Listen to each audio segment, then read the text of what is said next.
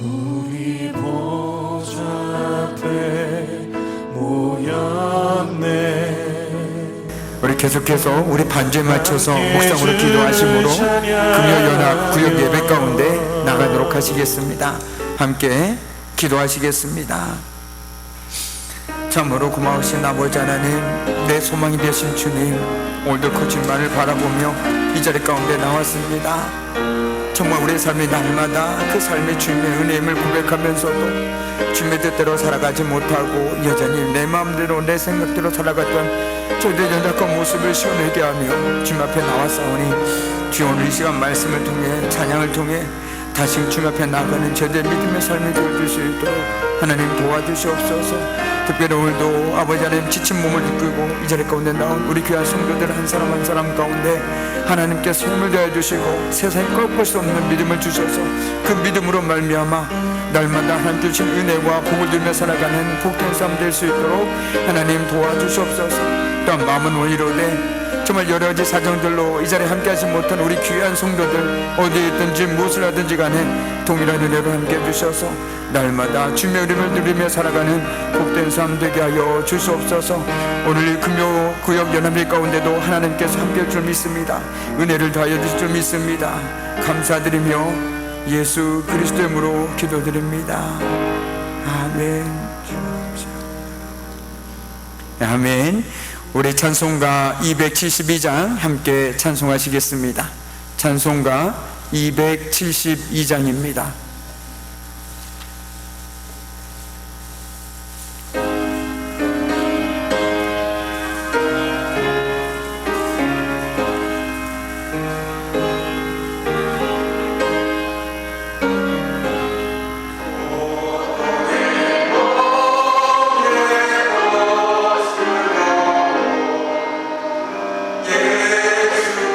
예수께로 나가니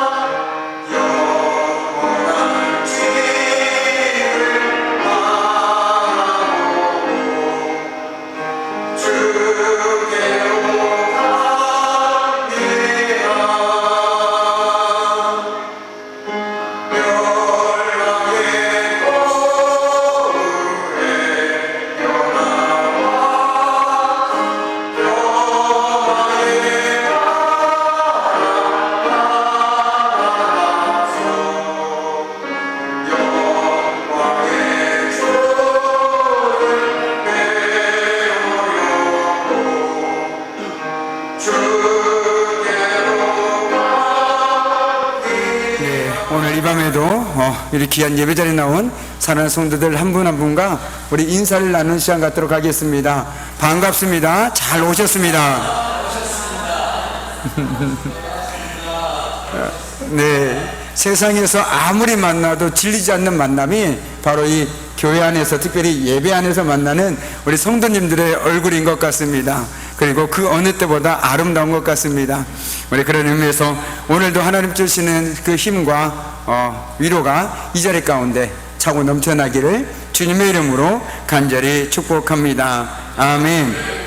제가 오늘 특별히 기존까지는 찬송을 부르다가 복음성가가 너무너무 부르고 싶은 거예요. 그래서 특별히 갑자기 제가 장로님께 말씀을 미리 안 드리고 갑자기 좀 이렇게 양해를 구해서 이렇게 찬양으로, 오늘 복음성가로 이렇게 찬양을 했었습니다. 그런데 또 찬송도 은혜가 되지만 또 나름대로 복음성가도 우리 삶과 또 밀접한 관계가 있기에 더 은혜가 된 것 같습니다.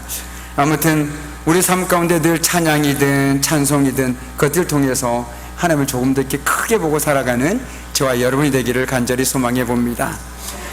오늘 우리가 함께 읽은 시편의 부제목은 하나님을 신뢰하는 기도입니다. 그런데 오늘 다윗의 상황은 위기 가운데 있습니다. 이 시는 다윗이 블레셋 사람들에게 가드에서 붙잡혔을 때 지은 시입니다. 다윗은 사울에게 쫓기는 처지였습니다. 그는 사울의 추격을 피하여 이스라엘 땅 곳곳을 헤매야만 했습니다.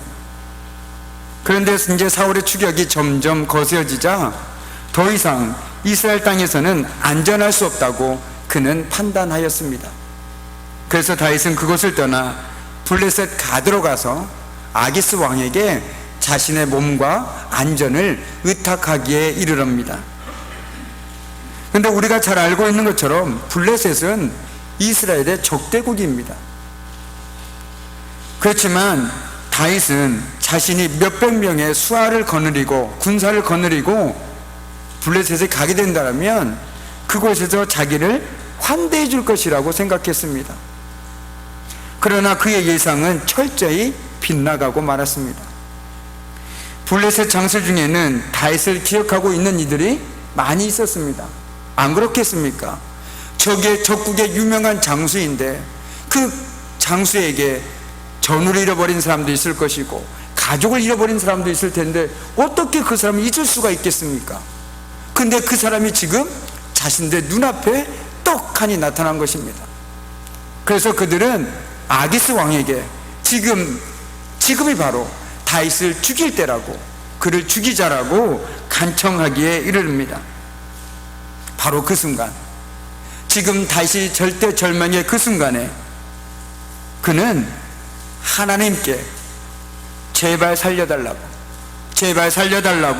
호소하고 있습니다.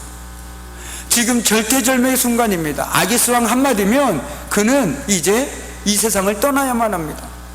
그 순간 속에서도 그는 어떻게 아기스 왕을 바라보는 것이 아니라 하나님을 바라볼 수 있었을까요? 그리고 하나님께 기도할 수 있었을까요? 아마 모르긴 몰라도 대부분의 사람들은 아기스 왕에게 바짓가랑이를 잡고 지금까지 내가 모든 해왔던 그런 공적들을 드세우면서 내가 너희 나라에 도움이 될 것이다, 내가 너희 나라에 오게 되면 내가 대신 싸워줄게, 앞에서 나서서 싸워줄게, 너희 나라에 큰 힘이 되어줄게 라고 하면서 어떻게 해서든지 그를 설득하려고 했었을 것입니다. 그러나 다윗은 전혀 그런 것들을 생략해버립니다. 그리고 오히려 하나님께 자신을 제발 살려달라고 호소하고 있다는 것이죠. 그는 자기를 해치려고 하는 원수들로부터 자기를 지켜달라고 하나님께 기도하고 있습니다. 블레셋 사람들이 봤을 때는 어땠을까요? 참으로 어리석은 사람처럼 보이지 않았겠습니까? 하나님께 기도를 한다고? 그 하나님이 널 구해준다고? 그래, 한번 해봐라. 언제 하나님 구해주나? 한번 지켜나 봐보자. 한번 해봐라 라고 얘기하지 않았을까라는 생각이 듭니다. 그러나 그 상황 속에서 정말 다윗을 도와줄 사람은 아무도 없었습니다. 사방은 다윗을 삼키려고 온 원수들밖에 없었습니다. 어떻게 하면 다윗을 죽일까 혈안되어 있는 사람들밖에 없었다라는 것이죠. 마치 사자를 피하려고 숨었다가 고매굴에 들어간 형국이 되어버린 것입니다. 그는 원수들의 위협 때문에 극도의 두려움을 느끼고 있습니다. 안 그렇겠습니까? 타인 역시 하나의 사람인데 말이죠. 우리와 똑같은 연약한 사람인데 자신의 생명이 경각에 달려있는 그 순간에 두려움을 느끼지 않는다면 그 사람은 이상한 사람입니다. 제정신이 아닌 사람이죠. 아무리 용감한 사람이라고 할지라도 자신의 생명이 달려있는 그 순간에 두려움은 누구나 느낄 수밖에 없습니다. 단지 그 두려움의 깊이가 차이가 있을 뿐이죠. 어쨌든 다윗은 지금 두려움을 느끼고 있습니다. 그리고 바로 그 상황 속에서 그는 기도합니다. 하나님, 나를 불쌍히 여겨주십시오. 하나님, 나를 불쌍히 여겨주십시오. 지금 하나님의 긍휼하심에 기대어 그는 기도하고 있는 것입니다.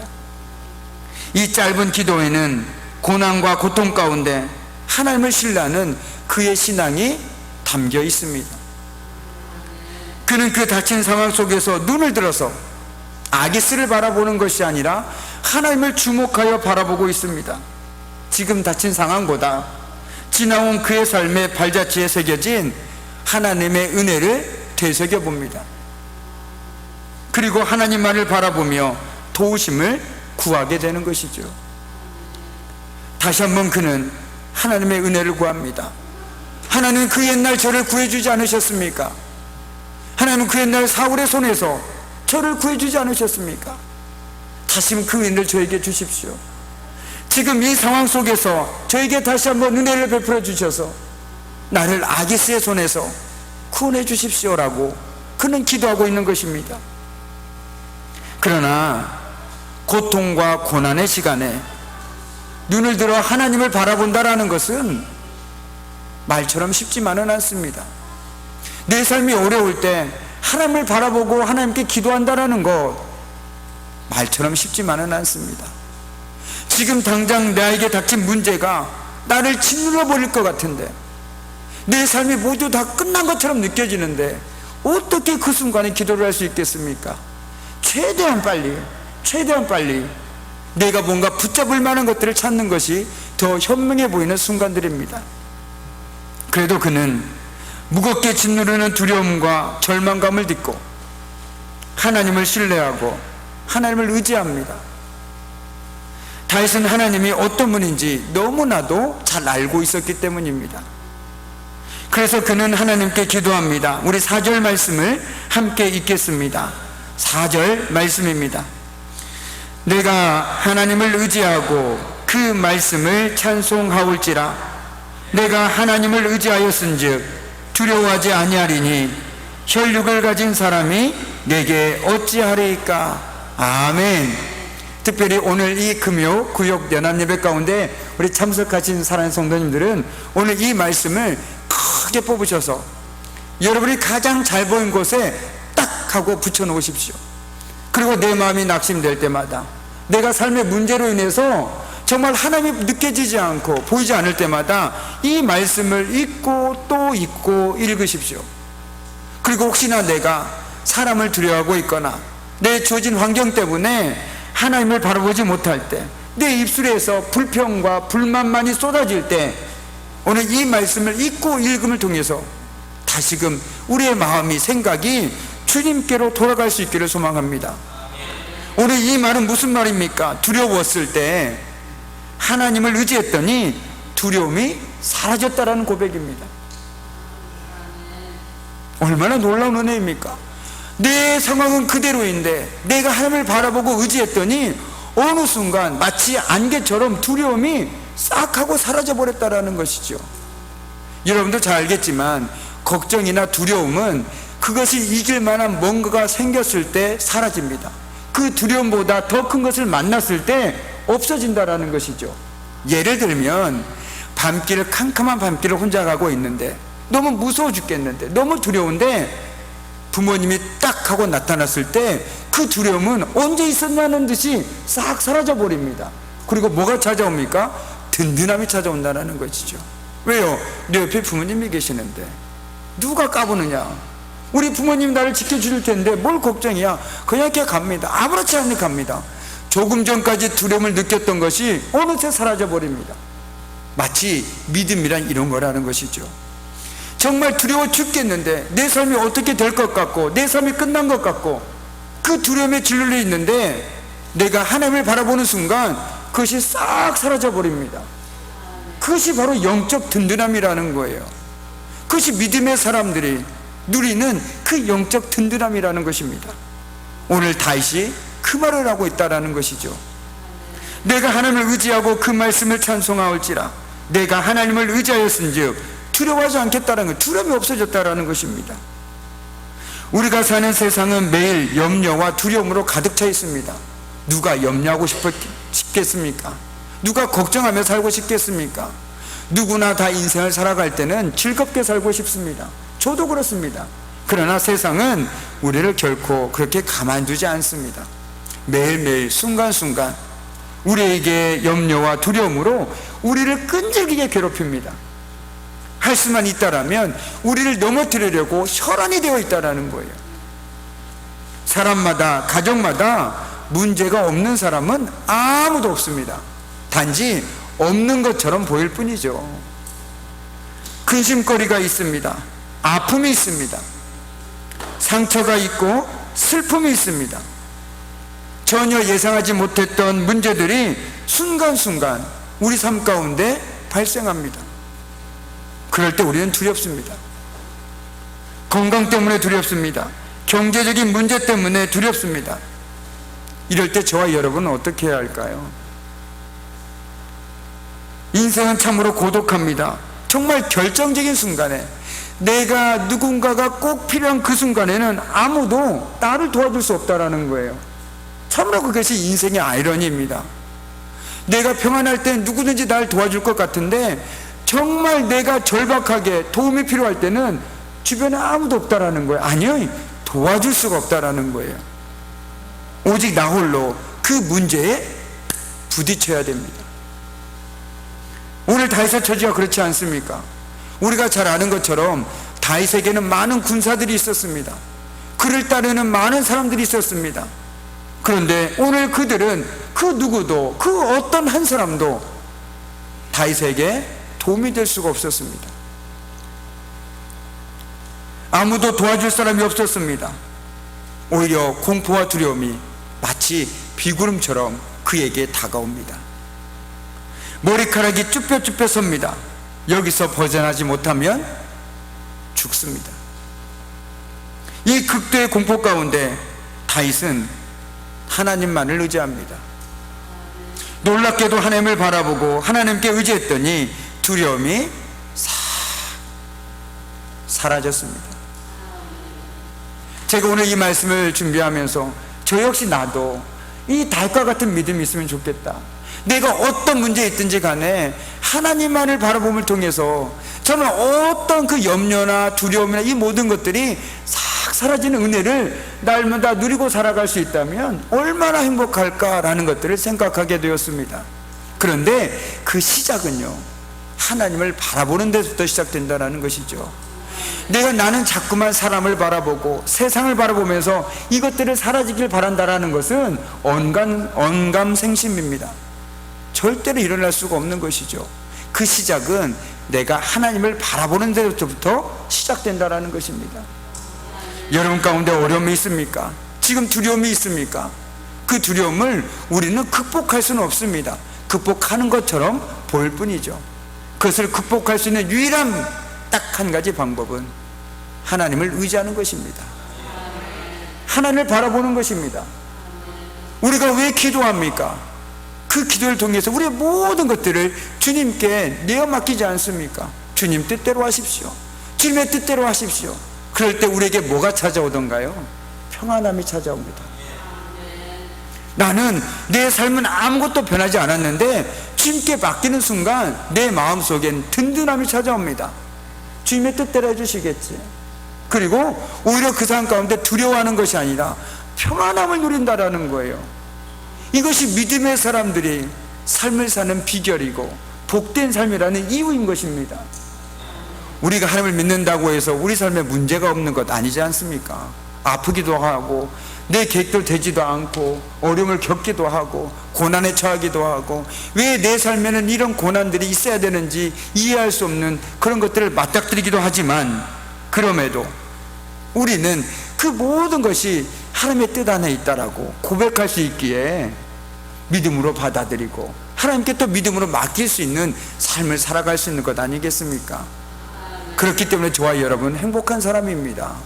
왜냐하면 그 누구도 도와줄 수 없는 그 상황 속에서도 우리에게 든든한 후원자가 있지 않습니까? 모든 것을 내어 맡길 수 있는 든든한 하나님이 계시지 않습니까? 그렇기 때문에 저와 여러분은 복된 사람이라는 것이죠. 우리가 두려움에서 벗어나는 길은 다른 데 없습니다. 다른 데 기웃기웃거리지 마십시오. 하나님을 의지하는 데 있습니다. 여기에는 그 어떤 말도 덧붙일 수가 없습니다. 두려움을 극복하는 비결 해가지고 서점에 가면 많은 책들이 있습니다. 그러나 그건 아주 잠깐은 두려움을 극복할 수는 있을 것입니다. 그러나 근본적인 두려움의 뿌리를 해결하지는 못합니다. 그러나 우리가 하나님께 의지할 때 우리는 그 두려움의 근본적인 것들을 해결할 수 있다는 거예요. 그게 믿음의 비결입니다. 오늘도 내가 하나님을 의지하였은즉 혈육을 가진 사람이 내게 어찌하리이까? 오늘 다윗은 고백하지 않습니까? 하나님을 의지하는데 사람이 어찌하겠느냐라는 뜻입니다. 오늘 다윗의 상황을 가보면 내가 하나님을 의지하고 하나님이 나와 함께 하시는데 너희 블레셋 사람들이 아기스 왕이 나에게 어떻게 할 수 있겠느냐라는 말이에요. 왜요?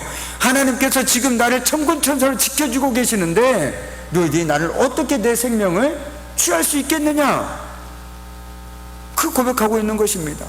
얼마나 든든합니까? 하나님께서 나와 함께 하시는데, 하나님께서 나를 지켜주고 계시는데 너희들이 나의 생명을 해할 수 있겠느냐? 절대 그럴 수 없다라는 것입니다. 오늘 그 고백이 바로 이 고백이라는 것이죠. 하나님을 의지하였은즉 너의 혈육을 가진 사람이 내게 어떻게 할 수 있겠느냐? 아무것도 할 수 없다라는 것입니다. 내가 하나님을 믿고 의지하니 결코 나는 쓰러지지 않는다.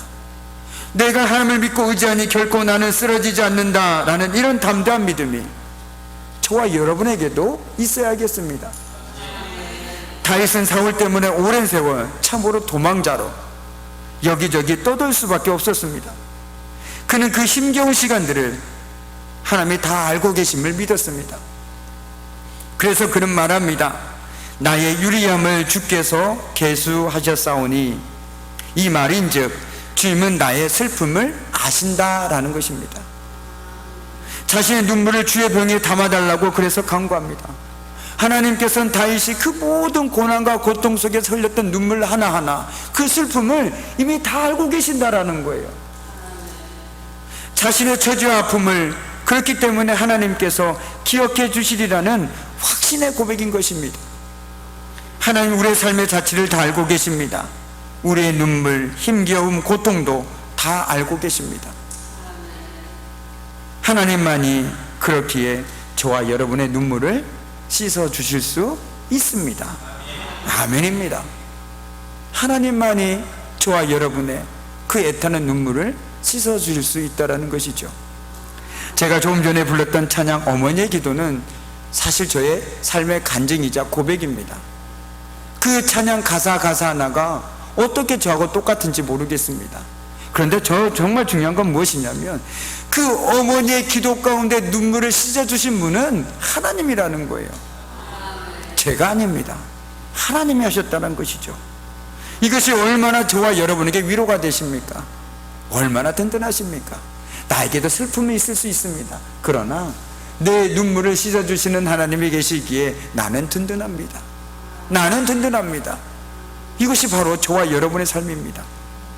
다윗은 자신의 억울함과 방랑의 세월, 눈물, 아픔을 하나님이 다 알고 계시기 때문에 하나님이 기도를 들으시고 원수들을 물리치실 것이라고 확신했습니다. 하나님께서 지난날 내가 얼마나 힘들게 살았는지, 그리고 시시때때로 하나님께 얼마나 기도하고 간구했었는지 내 눈물과 슬픔을 다 아시오니 하나님께서 지금도 내 기도 가운데 함께 하셔서 원수들을 물리치실 것이라고 그는 확신할 수 있었다는 것이죠. 그렇습니다.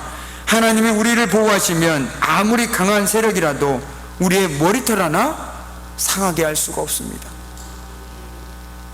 그러므로 주님은 우리에게 너에게는 머리털까지 다 세신 바 되었나니 두려워하지 말라라고 말씀하셨습니다. 그리고 오늘도 두려워 말라 말씀하시며 우리와 함께 하시는 하나님, 그리고 우리의 모든 것을 아시는 주님 때문에 오늘도 힘내어 살아갈 수 있는 저와 여러분이 되기를 주님의 이름으로 간절히 축복합니다. 아멘. 우리 계속해서 다윗의 고백을 들어보시죠. 10절 말씀입니다. 내가 하나님을 의지하여 그의 말씀을 찬송하며 여호와를 의지하여 그의 말씀을 찬송하리이다. 아멘. 하나님은 말씀으로 당신의 백성과 언약을 맺으신 분입니다. 그래서 다윗은 말씀을 지키실 하나님을 찬양합니다. 그 이유는 바로 주님께서 약속하신 대로 지난날 자신의 삶에서 약속을 지키셨기 때문입니다. 한마디로 얘기한다면 하나님은 믿을 만한 분이다. 이것이 다윗의 고백입니다. 그렇기 때문에 다윗은 시편 여러 곳에서 하나님을 자신의 피난처로, 산성으로, 반석으로 고백할 수 있었던 것입니다. 왜요? 하나님은 믿을 만한 분이시니까. 자, 여러분, 피난처가 무엇입니까? 위급한 상황이 생겼을 때 내 안전을 보장받을 수 있는 곳, 그것이 피난처 아닙니까? 그렇다면 여러분에게 피난처라는 건 내가 정말 믿을 만하고 듬직한 곳이 나의 피난처이지 대강 내 몸을 가릴 수 있는 곳, 그런 곳이 아니지 않습니까? 바꿔 얘기하면 다윗이 하나님을 피난처라고 고백할 수 있었던 것은 다윗은 하나님을 믿을 만했기 때문에 다른 곳을 피난처 삼을 수가 없었다라는 것이죠. 그리고 오늘 말씀에서도 하나님은 나의 편이심을 나는 잘 알고 있다라고 그는 확신에 차서 말하고 있습니다. 하나님은 내 편이라는 거예요. 그렇기 때문에 그는 그렇게 고백할 수 있었습니다. 이처럼 하나님의 신실하심을 알고 찬양하는 사람은 두려움이 사라지고 하나님을 의지하게 되고 오히려 그때 하나님 주신 평안이 우리의 마음을 휘감게 된다는 것입니다. 하나님은 믿을 만한 분이시기에 어떤 상황에 있어든지 하나님을 먼저 찾게 되고 의지하게 되기 때문입니다. 혈육을 가진 사람이 아무리 다윗을 대적하더라도 하나님 안에 있는 그를 어찌할 수 없기 때문입니다. 사도 바울도 말하지 않았습니까? 하나님이 우리 편이시면, 하나님이 우리 편이시면 누가 우리를 대적하겠습니까? 이제 말씀을 마무리 짓도록 하겠습니다. 다윗은 위기 가운데서 하나님을 찾을 수밖에 없었습니다.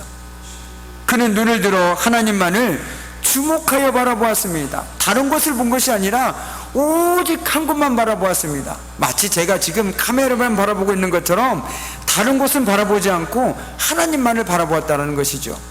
그렇다면 제가 카메라만 쳐다보면 주변을 흐릿하게 보여집니다. 그런데 제가 주변을 바라보면 카메라가 흐릿해 보여지는 것 똑같지 않겠습니까? 내가 하나님을 주목하여 바라보면 다른 것들이 내 삶에 덜 영향을 미치게 됩니다. 그러나 내가 하나님을 주목하여 바라보지 못하고 다른 것들을 주목하여 바라보면 그것들이 내 삶에 더 크게 느껴진다는 것이죠. 지금 닥친 상황보다 그는 하나님만을 바라보고 그분의 도우심을 구합니다. 다시 한번 그는 하나님의 은혜를 구합니다. 그런 의미에서 우리도 모든 상황, 모든 순간에 하나님을 바라보고 의지함으로써 세상이 꺾을 수 없는 담대한 믿음이 있어야 하겠습니다. 폐암과 싸우고 있는 김동호 목사님의 책 패스오버가 있습니다. 혹시 읽어보신 분도 있겠지만 그 책에 이런 내용이 있습니다. 어떤 형편에도 하나님을 믿는 믿음으로 잘 이겨내야지, 지지 말고 잘 이겨내야지. 난 예수 믿는 사람이니까. 믿음으로 늘 언제나 어떤 상황에서도 당당해야지. 난 예수 믿는 사람이니까. 아멘입니다. 예수 믿는 사람이니까 저와 여러분도 어떤 상황 속에서도 당당해야겠습니다. 지지 말고 잘 이겨내야 하겠습니다. 바라기는 우리 모두가 어떤 상황에서든지 예수 믿는 사람이니까 저와 여러분은 예수 믿는 사람이니까 믿음으로 당당하게 살아가는 복된 삶 되기를 주님의 이름으로 간절히 축복합니다. 아멘. 기도하겠습니다. 우리의 삶을 주관하신 하나님 아버지, 우리 매일의 삶이 주님의 말씀을 붙들고 내 생각과 환경보다 주님의 말씀을 앞세우는 삶이 되게 하옵소서. 그럼으로써 하나님께서 허락해 주신 매일의 삶을 믿음으로 언제나 어디서나 어떤 상황에서나 예수 믿는 사람답게 영적 당당함을 가지고 살아가게 하옵소서. 예수님의 이름으로 기도드립니다. 아멘. 우리 찬송가 569장 함께 찬송하겠습니다. 찬송가 569장 선한 목자 되신 우리 주 함께 찬송하겠습니다.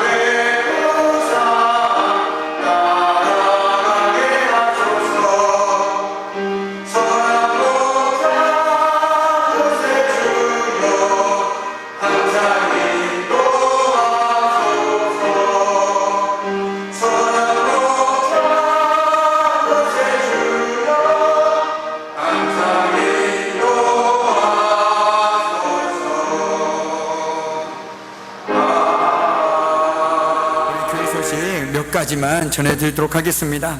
이미 문자를 통해서 여러분도 다 알고 계시지만 요즘에 자흥지역에도 코로나19 확진자가 2분이 발생했다고 합니다. 특별히 변동된 건 없지만 그래도 개인 위생과 마스크 좀 철저히 쓰시고요. 그래야 통해서 코로나19로부터 안전하게 건강하게 잘 지내실 수 있기를 간절히 바랍니다. 그리고 내일 교회 청소는 할렐루야 해입니다. 더불어서 다음 금요 구역 연합 예배는 3구역 주간으로 9월 첫째 주에 있겠습니다. 미리미리 기도로 준비해 주시면 감사하겠습니다. 그리고 나머지 교회 소식은 주보를 참조해 주시기 바랍니다. 이제는 우리 주 예수 그리스도의 은혜와 아버지 하나님의 그 무한하신 사랑하심과 성령의 사귐과 임재와 다스리심이 정말 매일의 삶 속에서 믿음으로 언제나 어디서나 어떤 상황에서나 예수 믿는 사람답게 영적 당당함을 가지고 살아가길 결단하는 우리 귀한 성도들의 삶과 그들의 가정과 일터와 사업장 위에 그리고 자녀들 위해 이제부터 영원토록 함께 하시기를 간절히 축원하옵나이다. 아멘.